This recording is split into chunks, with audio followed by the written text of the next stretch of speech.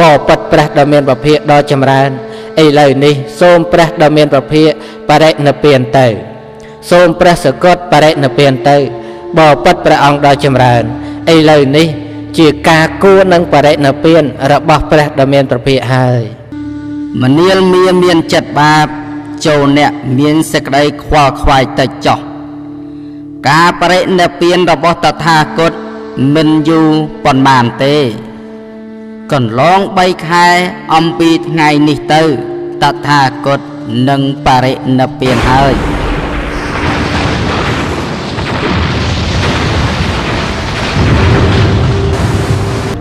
ទ្រង់ដាក់អាយុសង្ខារ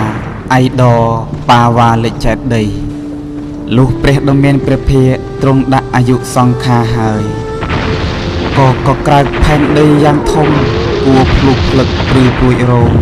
ទាំងផ្គរលន់ក៏លើឡើង